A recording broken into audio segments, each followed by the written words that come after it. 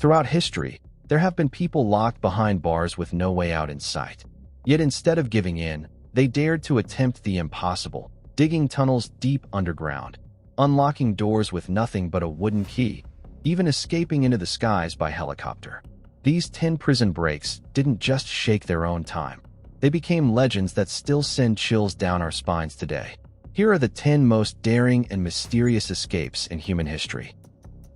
The mysterious Alcatraz escape of 1962, prisoners who vanished into San Francisco Bay.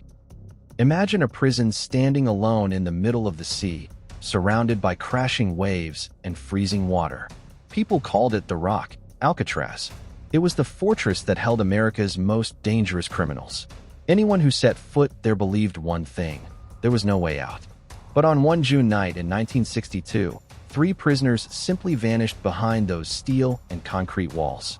They were Frank Morris and brothers John and Clarence Anglin. Their story remains one of the greatest mysteries in history. Frank Morris was no ordinary inmate. A seasoned escape artist, he had broken out of prisons before being sent to Alcatraz. Smart, meticulous, and fiercely determined, he became the mastermind. The Anglin brothers, bold bank robbers, became his perfect partners. The plan began with small, seemingly harmless steps. By day, they studied every corner of the prison, every habit of the guards. By night, they began chipping away at the wall beside the air vent in their cells. Their tools? A stolen spoon and a homemade drill built from a broken vacuum cleaner. The noise was cleverly masked by the sound of a fellow prisoner playing the accordion. Alcatraz's concrete walls weren't as solid as everyone thought. Years of moisture had weakened them. Bit by bit, chunks of wall were pried loose. Cement dust was hidden in their clothes, then secretly dumped in the yard. But the biggest challenge was fooling the guards during night checks. Their solution? Fake heads, crafted from soap, plaster, concrete dust, and real human hair from the prison barber shop. The replicas looked eerily lifelike. On the pillows, with blankets pulled up, the guards saw nothing but sleeping men. For months, the plan unfolded in silence. Behind the walls, a tunnel slowly opened into a hidden corridor above the cell block. From there, they climbed water pipes, reaching the roof. And on that roof, they began building a secret escape vessel. Over 50 raincoats were stolen, stitched and glued together into a giant inflatable raft and several life vests. Hidden on the rooftop, they waited for the right night. On June 11th, 1962, everything was ready. One by one, they crawled through the hole, climbed the pipes, crossed the roof, and descended into the yard. Carrying their raft and handmade paddles, they slipped past the fences. Before them stretched the black, icy waters of San Francisco Bay. They knew, once they stepped in, there was no turning back. Under the cover of darkness, they inflated the raft, pushed it into the waves, and vanished into the violent current. The next morning, chaos erupted. Guards found the sleeping men in their beds until they touched them, realizing they were only cold, lifeless dummy heads. Alarms blared. The FBI rushed in. They scoured the bay. They found a paddle, some scraps of raincoat, even a wallet belonging to Clarence Anglin. But no bodies. The official conclusion: the men had drowned. And yet, doubt lingered. The Anglin family claimed they received Christmas cards signed in familiar handwriting. Witnesses swore they had seen the brothers in South America. In 2015, an old photograph surfaced, allegedly showing the Anglins in Brazil, older but recognizable. Then in 2018, the FBI revealed a letter, supposedly from John Anglin, admitting they had survived. So what is the truth? Did they conquer the deadly waters and find freedom? Or did the Bay claim their lives that very night? For over 60 years, no one has known for sure. But one thing is undeniable: the 1962 Alcatraz escape became legend. A story that proved no matter how thick the walls, the human spirit's hunger for freedom will always find a way. The Great Escape of 1944, the thrilling breakout from Stalag Luft III. Imagine you are an Allied pilot in World War II. Your plane has been shot down, and you've been captured and sent to a German prison camp. But this is no ordinary prison. It's a fortress buried deep in the forests of Poland, Stalag Luft III. The Nazis believed that once you were here, there was no way out. And yet, in the spring of 1944, More than 70 prisoners carried out one of the boldest and most famous escapes in history, forever remembered as the Great Escape. A plan so meticulous it seemed impossible, and yet, it ended in both triumph and tragedy that shocked the world. The story began when Allied Air Force officers imprisoned at Stalag Luft III decided they would not sit quietly and accept their fate. Their mission was not just to escape, but to disrupt the German war machine, forcing the enemy to hunt them down instead of focusing on the front lines. At the heart of the plan was Roger Bushell, a British RAF pilot. His vision was audacious. Not just a few men, but at least 200 prisoners breaking free together. It sounded insane, but Bushell believed that with patience and teamwork, they could achieve it. The plan was codenamed X. 3 secret tunnels would be dug simultaneously, named Tom, Dick, and Harry. If one was discovered, the others would continue. Digging tunnels in a heavily guarded camp seemed impossible, but the prisoners turned ingenuity into their greatest weapon. Dirt from the tunnels was hidden in cloth bags, carried secretly in trousers, and scattered discreetly around the camp. Their tools? Tin cans, cutlery, and anything that could be fashioned into shovels. To light the tunnels, they built lamps from stolen wire and grease. Air was pumped underground using makeshift bellows made from wooden boards and old shirts. They sewed civilian clothes from blankets, forged papers from scraps, and even practiced local dialects to blend in once outside. Every man had a role: diggers, dirt dispersers, forgers, tailors, lookouts. Together, they became a secret underground organization, right in the middle of a Nazi camp. By March 1944, Tunnel Harry was complete, a narrow passage more than 100 meters long, barely tall enough for a man to crawl, leading past the fences into freedom. On the night of March 24th, the escape began. One by one, prisoners slid into the darkness, crawling through the freezing, claustrophobic tunnel. At the exit, thick snow slowed them down, making the escape longer than planned. That night, 76 men slipped out before a guard accidentally spotted the tunnel. Sirens blared. Floodlights cut through the night. Guard dogs barked. The camp exploded into chaos as German soldiers stormed into the forest. Out of 76 escapees, only 3 successfully made it back to Allied territory. 23 were recaptured and returned to camp. But the tragedy lay with the remaining 50. By direct order of Hitler himself, they were executed after being caught, an act that would later be condemned as a war crime. The world was outraged. And though the escape failed in numbers, it succeeded as a symbol of courage, brilliance, and unbreakable spirit. It also forced the Nazis to deploy tens of thousands of soldiers, police, and resources in a desperate manhunt, exactly as the prisoners had intended. After the war, many German officers responsible for the executions were tried and convicted for war crimes. The story of the Great Escape lived on, immortalized in books, films, and the memories of millions. More than 80 years later, the image of prisoners digging silently in the dark, sharing each breath of air, each handful of dirt, still resonates with power. It reminds us that even in captivity, even when death is close, the human desire for freedom burns brighter than fear. Maze Prison 1983, the biggest prison break in British history. Imagine being locked inside one of the most secure prisons in the United Kingdom. Barbed wire fences, armed watchtowers, heavily armed guards, and the most advanced surveillance technology of its time. People believed that once you entered this place, there was no way out. That place was Maze Prison, also known as Long Kesh, in Northern Ireland. It held hundreds of members of the Irish Republican Army, IRA, a paramilitary group that had challenged the British government for decades. On September 25, 1983, a shocking event shook the entire nation.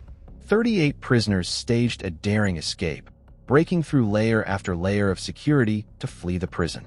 It was not just the largest prison break in British history, it was also a devastating blow to the authority of the London government.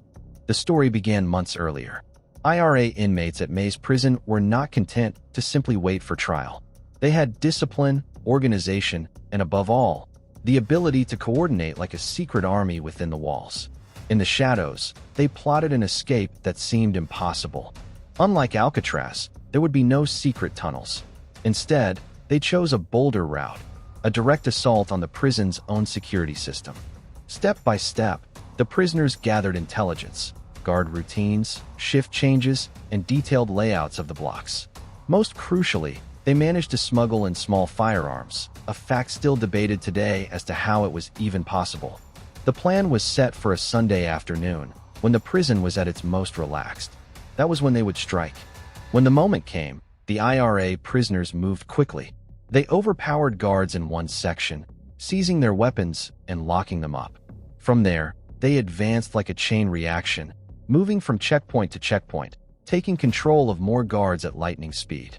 Within less than an hour, they had seized control of nearly the entire H Block 7, one of the highest security units in the prison. Their chosen escape vehicle? A prison food delivery truck. As the truck rolled toward the gate, one suspicious guard realized something was wrong. A struggle broke out. Shots were fired. One officer was stabbed to death, and several others were badly injured. The quiet breakout turned into a violent flashpoint. Yet the truck pushed through. 38 IRA prisoners escaped from Maze Prison. The news spread like wildfire, shaking Britain and the world. The British government immediately launched one of the largest manhunts in history. Helicopters, armored vehicles, soldiers, and police flooded Northern Ireland. Within days, 19 escapees were recaptured, but the other 19 vanished, many returning to IRA ranks, further fueling the conflict. For the IRA, it was hailed as a resounding victory, proof that even Britain's strongest fortress could be broken. For the government, it was a humiliating disaster that undermined public faith in the prison system. But the Maze breakout was more than just a story of prisoners and guards. It was a mirror of the violent conflict in Northern Ireland, a time when politics, religion, and loyalty clashed to create one of the darkest chapters of 20th century Britain. Even today, the 1983 Maze prison escape is remembered as one of the most daring and controversial prison breaks in history. It left behind an unsettling question. How could a group of inmates overpower a maximum security prison? Was it pure audacity, or were there hidden hands helping from the inside? One thing is certain. This story has become part of history, a symbol of boldness, organization, and the heavy price people are willing to pay when they pursue their ideals to the very end. Texas 7. How 7 dangerous prisoners escaped in 2000. December 2000. In the state of Texas, inside the John B. Connolly Unit, a maximum security prison, 7 of the most dangerous inmates pulled off the impossible. They tricked the guards, seized weapons, and walked out of prison. This escape would later be remembered as the Texas 7, 7 shadows that shook the entire nation. It all began at noon on December 13, 2000. No one suspected that a carefully crafted plan, prepared for months, was about to explode into action. The 7 inmates were no ordinary prisoners. They were killers, armed robbers, and kidnappers. Leading them was George Rivas, a man as intelligent as he was ruthless, with a rare talent for leadership. The Connolly unit was thought to be impenetrable, but like any fortress, it had one weakness: human error. And that was exactly what the 7 men exploited. First, they chose their timing well. During repairs at the prison workshop, Rivas and his men volunteered to help. When a guard stepped inside, he was immediately overpowered. From one guard, they moved to another. No guns, no knives, just speed, deception, and pure audacity. Some inmates disguised themselves as maintenance workers, others dressed as guards, turning the prison workshop into the stage of an elaborate play. Within hours, they had seized control of the entire area. They stole firearms, radios, and even guard uniforms. Using the radios, they fed false reports, keeping the other posts calm and unsuspecting. Then, disguised in stolen uniforms, the 7 slipped past multiple security layers. The final act came when they hijacked a prison truck. To the gate guards, it looked like just another routine delivery. The gate opened, and in a surreal moment, 7 of America's most dangerous prisoners rolled out to freedom. Once outside, the Texas 7 wasted no time. To survive, they committed more crimes, stealing vehicles, robbing stores, and on Christmas Eve, December 24, 2000, things escalated. The group stormed a sporting goods store to steal weapons and cash. But in that moment, Officer Aubrey Hawkins unexpectedly arrived. He was ambushed, gunned down, and killed on the spot. That killing changed everything. The escape was no longer just a daring story. It became a national manhunt. The FBI, Texas Rangers, local police, and the media unleashed a massive search. The faces of the Texas 7 appeared everywhere. TV, newspapers, billboards, and the show America's Most Wanted. For weeks, the fugitives hid in an RV, trying to make their way to Colorado. But the walls were closing in. On January 22, 2001, after more than a month on the run, authorities tracked them down at an RV park in Colorado. A violent standoff followed. 2 members took their own lives rather than surrender. The remaining 5 were captured after hours of tense negotiations. The legendary escape was over, but its consequences were far from finished. All 7 were retried. 6 received the death penalty. 1 was sentenced to life without parole. For America, the Texas 7 was more than just a dramatic breakout. It was a grim warning about the vulnerabilities of the prison system. What made the story unforgettable was not only the boldness and cunning of the escape, but also the ruthlessness of the men behind it. A single crack in the wall of security had allowed an entire fortress to collapse in seconds. And now, the question for you. Were the Texas 7 clever masterminds proving the system could fail, or simply ruthless criminals leaving behind only pain and tragedy? Yoshi Shiratori, the prisoner who could not be held of Japan. In Japan, during the mid-20th century, one name struck fear into the entire prison system: Yoshi Shiratori. He was called the prisoner who could not be held because over the course of his life, he escaped from prison 4 times. Each time, he embarrassed the police, exposing the weaknesses of Japan's supposedly unbreakable prisons. The beginning, 1936. It all began in 1936. Shiratori was accused of murder, a crime he insisted he never committed. Despite his pleas of innocence, he was sentenced to prison. And so began a life that would become legendary. The first escape, Aomori Prison. Inside Aomori Prison, he was thrown into a cramped, dark cell, with handcuffs almost always on his wrists. But instead of giving up, Shiratori watched, listened, and searched for opportunity. One night, he found a discarded piece of wire in the prison kitchen. Patiently, he picked the lock on his cuffs. Then, when the guards were careless, he unlocked his cell door and slipped into the night. But freedom was short-lived. Within days, he was caught again.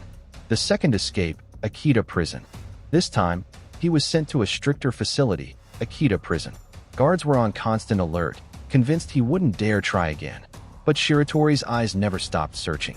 He noticed that the iron bars on the ceiling were rusting. For months, he secretly scraped away at them using nothing more than a wooden bowl. Finally, on a stormy night, when the pounding rain drowned out all sound, he wriggled through the gap in the ceiling and vanished once more. Yet again, fate intervened. After hiding in Hokkaido, he was recaptured. The third escape, Abashiri Prison, 1942. By 1942, he was locked inside Abashiri Prison, infamous as the frozen fortress of Japan, known for its brutal conditions. The guards believed escape was impossible. Shiratori was placed in solitary confinement, behind steel doors and concrete walls, his wrists bound in welded shackles. But nothing could crush his will. He found a weakness, the locking bolts on a window. With infinite patience, night after night, he scraped at them using, once again, a wooden food bowl. And in August 1942, on a freezing night, he loosened the bars, squeezed through, and disappeared into the darkness. Japan's prison authorities were stunned. Once more, the immortal prisoner had slipped away. The final escape, Sapporo Prison, 1944. By 1944, Shiratori was caged in Sapporo Prison. His arms and legs were shackled. Thick walls and heavy steel doors sealed him in. But still, he refused to surrender. Watching the guards closely, he discovered that the cell lock could be manipulated from the inside. Using nothing but a piece of wire, he practiced for days. Then, with perfect timing, he picked the lock, opened the door, and walked out of the so-called escape-proof prison. The fate of a legend. What set Yoshi Shiratori apart was this. In all his escapes, he never harmed a single person. He wasn't seeking blood, only freedom. Some historians argue that his relentless attempts were not the work of a criminal, but the desperate fight of an innocent man, wrongly accused. Eventually, after years on the run, he was captured once again. But in 1948, his sentence was reduced. And in 1961, Yoshi Shiratori walked out of prison a free man, permanently. He lived quietly until his death in 1979, but his story lived on. To this day, he is remembered as a legend, a man who embodied intelligence, patience, and an unbreakable desire for freedom. So now, the question is yours. Was Yoshi Shiratori a dangerous criminal or a hero crushed by an unjust system? Libby Prison 1864, the daring escape that shocked the American Civil War. In 1864, as the American Civil War reached its most brutal stage, a prison break shook the entire nation. The escape from Libby Prison in Richmond, Virginia. Libby Prison, once an old warehouse, had been converted by the Confederates into a holding facility for captured Union officers. It quickly gained a reputation as one of the most dreadful prisons of the era. Hundreds of men were crammed into suffocating rooms, with scarce food, foul water, and disease spreading like wildfire. For the prisoners inside, every single day felt like a descent into hell. Amid this despair, a group of officers began secretly plotting their way to freedom. Led by Colonel Thomas E. Rose and Major A.G. Hamilton, they made a bold decision. They would dig their way out. They had no shovels, no pickaxes, only makeshift knives, a few spoons, and their bare hands. Yet, despite the danger, they got to work. The prison's weakness lay beneath the ground, a coal cellar under the building. From there, the men began tunneling through the thick brick and soil, inch by inch. Each night, under the cover of darkness, they dug. The earth they removed was hidden in pockets, boots, and sacks, then quietly scattered around the prison. The air inside the tunnel was so suffocating that some nearly passed out, but none of them gave up. After 17 grueling nights, they finally completed a tunnel nearly 50 feet long, leading to a back alley just out of sight of the guards. On the night of February 9th, 1864, the plan was set in motion. One by one, the officers squeezed into the narrow tunnel, crawling through the damp, airless passage, their hearts racing with fear of discovery. At one point, a man became stuck, but his comrades pulled him free. No one would be left behind. In the end, 109 Union officers made their way through the tunnel. It was one of the largest mass escapes of the Civil War. Not all made it to safety. 59 were recaptured, 2 died on the journey, but 48 men successfully returned to the Union lines, greeted as heroes. The escape from Libby Prison stunned the Confederacy and gave the Union a surge of morale when it was needed most. It stood as living proof that even in the darkest conditions, the human spirit and the thirst for freedom could carve a path where none seemed possible. Today, Libby Prison no longer stands. Yet the escape of 1864 remains remembered as one of the boldest, most extraordinary prison breaks in American history. And now I ask you, if you were trapped in Libby's hellish walls, would you have had the courage to crawl through that suffocating, pitch-black tunnel for a chance at freedom? Pascal Payet, the man who escaped prison by helicopter twice in a row. In France, the name Pascal Payet once sent chills through the public, not only because he was a dangerous armed robber, but also because of his daring, almost unbelievable prison breaks, escaping by helicopter. And not just once, but twice in succession. The story began in 1997. Pascal Payet was sentenced to 30 years in prison for his role in an armored truck robbery that left one man dead. He was locked away in a high-security French prison. For most people, such a sentence would mean the end of freedom. But for Payet, it was only the beginning of a bold plan. In 2001, while imprisoned at Louis's prison, Payet pulled off the unthinkable. A group of accomplices on the outside hijacked a helicopter, flew it straight onto the prison rooftop, fired flares, threatened the guards, and hoisted Payet aboard amid chaos and panic. Within minutes, he vanished into the sky, leaving the entire nation stunned. It seemed he might remain free forever, but in 2003 Payet was captured once more and returned to prison, this time under even tighter security. Authorities believed there would be no second chance after such a shocking escape, but Payet had no intention of giving up. On July 14, 2003, while France was celebrating Bastille Day, another audacious plan unfolded. A helicopter appeared again on the prison rooftop. To the astonishment of guards, Payet and 3 other inmates were whisked away in broad daylight. Twice in a row. The same script. The same method. Helicopters. What sounded like a Hollywood action movie had played out in real life. The French public was left in shock, and the press dubbed him the man who cannot be contained. The mere sight of a helicopter in the sky became a symbol of dread for prison security forces. But Payet didn't stop there. He helped organize more helicopter jailbreaks for his accomplices, each time making headlines across Europe. The media crowned him the mastermind of the most daring prison escapes of the 21st century. Eventually, in 2007, after an international manhunt, Pascal Payet was arrested in Spain. This time, he was placed under extreme security, constantly moved from one prison to another, leaving him no chance to plot again.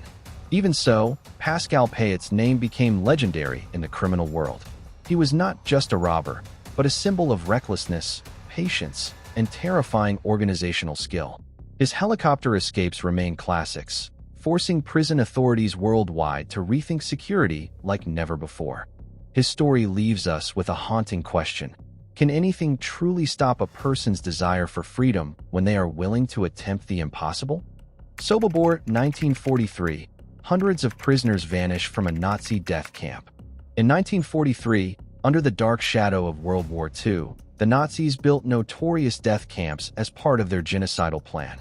One of the most feared was Sobibor, deep inside Nazi-occupied Poland. This was not a prison, it was a death factory. Most who arrived were sent straight to the gas chambers with no chance of survival.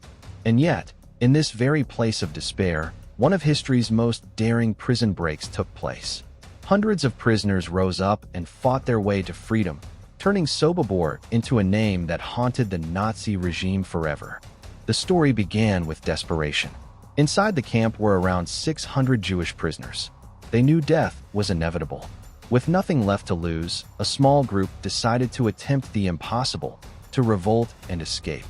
The man who led them was Alexander Petrovsky, a Soviet Red Army officer who had been captured. With military experience and unshakable resolve, he rallied the bravest inmates and secretly devised a plan. Their goal wasn't just to survive a few more days. It was to open a path to freedom for as many as possible. The plan was incredibly risky. They couldn't just storm the gates. Guards were heavily armed, fences were lined with barbed wire, and mines were everywhere. Instead, Petrovsky and his comrades devised a bold strategy: silently lure guards into the workshops, kill them, seize their weapons, and then spark a mass breakout. On October 14, 1943, the uprising began. Small groups of prisoners tricked German and Ukrainian guards into entering tailor shops or warehouses. Once inside, they were ambushed and killed swiftly with axes, knives, or makeshift weapons. Within hours, more than 10 guards had been eliminated without raising alarm. When the moment came, Petrovsky shouted the rallying cry: "Freedom or death." In an instant, hundreds of prisoners surged toward the gates. Bullets rained down from the watchtowers. Landmines exploded beneath their feet. Chaos erupted everywhere. Many fell, but the tide of desperate humanity did not stop. Roughly 300 prisoners broke free from Sobibor that day. Many were later hunted down by the Nazis, but around 50 survived until the end of the war. They became living witnesses, testifying to the horrors of Sobibor and the courage of those who dared to resist. The revolt was more than an escape. It was a direct strike against the Nazi killing machine. Terrified by what had happened, Hitler's SS ordered Sobibor to be shut down. The camp was demolished, the land flattened, and trees planted to erase its existence. But the memory of that uprising could never be erased. Over 80 years later, the Sobibor revolt still stands as a powerful reminder of the human will to live. It proves that even in the darkest hell, the spirit of resistance and the hunger for freedom can never be extinguished. What do you think gave the Sobibor prisoners the courage to rise up, knowing their chances of survival were so slim? Escape from Ptoria in 1979, wooden keys that opened the gates of freedom. South Africa, 1979. Under the brutal rule of apartheid, anyone who dared to oppose the regime was branded a dangerous criminal. That's why Tim Jenkin and Stephen Lee, two white political activists, were sentenced to prison and locked away in Ptoria, a fortress built specifically to hold political prisoners. Ptoria had a reputation for being escape-proof. Steel doors, armed guards, endless corridors, and towering walls made it clear. Once inside, there was no way out. But Tim and Stephen refused to accept that fate. To them, any prison built by human hands could also be broken by human hands. In the long days of isolation, Tim began to study the locks. He noticed that every door used the same type of mechanism. An idea sparked. If they could make a key, they could unlock freedom. But inside prison, there was no metal, no proper tools. The answer came from scraps of wood. Tim collected small pieces from the workshop and began to carve. He cut, filed, and shaped them with meticulous care. Time and again, he failed. The keys snapped, jammed, or didn't fit. Yet he persisted. Patient as a craftsman, he created wooden replicas, each designed for a different lock along the prison's corridors. Then, one night, it happened. He slipped a wooden key into the lock, turned it, and click, the bolt slid open. The impossible had suddenly become real.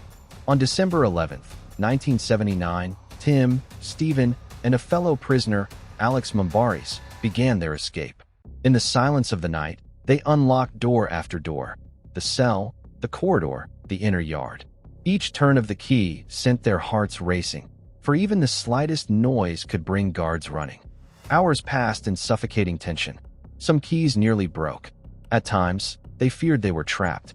But step by step, they pressed forward, until they reached the massive final gate of Ptoria.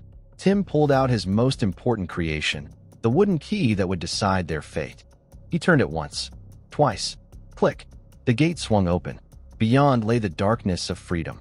The three men slipped into the streets of Ptoria and vanished into the night. By the time the guards realized, it was too late.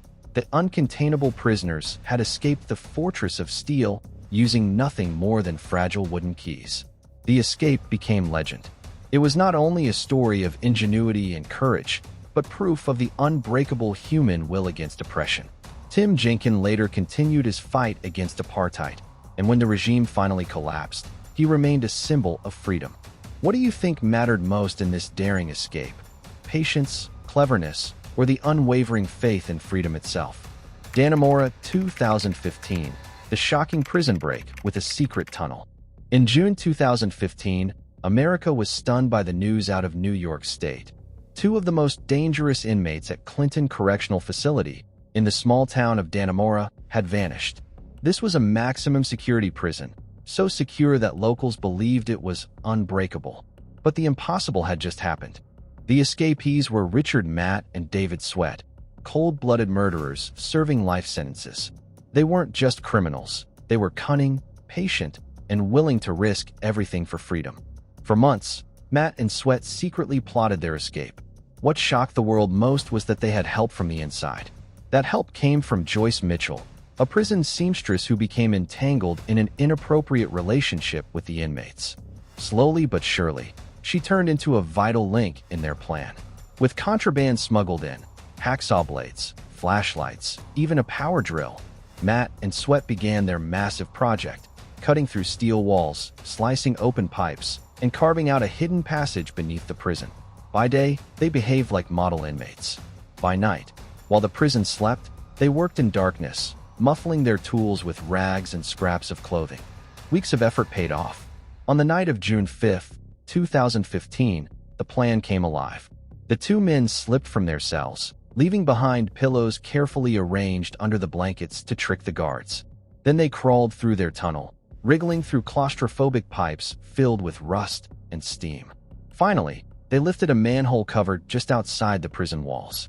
Only a few meters away, armed guards stood watch, but in the darkness, no one noticed. By sunrise, America was in shock. Two convicted killers had escaped from one of the nation's most secure prisons. Thousands of police officers, helicopters, and tracking dogs were mobilized. The manhunt dominated TV, newspapers, and social media. Residents of upstate New York lived in fear, never knowing if Matt and Sweat might strike again. The chase lasted 3 weeks. Over 1,000 law enforcement officers scoured forests, towns, and homes. Richard Matt was eventually tracked down and shot dead in confrontation. David Sweat was captured alive after being shot as he fled across a field. The Danamora escape wasn't just shocking because of its daring execution, it exposed deep flaws in the prison system itself. How did tools get smuggled in? How could inmates cut and dig for months without being caught? And how did a prison employee betray her own job to aid them? Joyce Mitchell was later arrested and sentenced for her role in the escape. As for Matt and Sweat, their story became one of the most infamous prison breaks in U.S. history. A reminder that no matter how strong the walls, determination and desperation can shake even the most fortified systems. So here's the question. Without Joyce Mitchell's help, would Matt and Sweat have ever pulled it off? These 10 prison breaks prove one thing. When humans are pushed to the edge, intelligence and the hunger for freedom can turn the impossible into reality. Some vanished without a trace, some were caught again, but all of them left an unforgettable mark on history. So what do you think? Which escape was the boldest, the most mysterious of them all? Share your thoughts in the comments below. I'd love to hear your opinion. And don't forget to hit that like button, share this video with your friends, and subscribe to the channel so you won't miss the next thrilling story. See you in the next video, where more unsolved mysteries are waiting to be uncovered.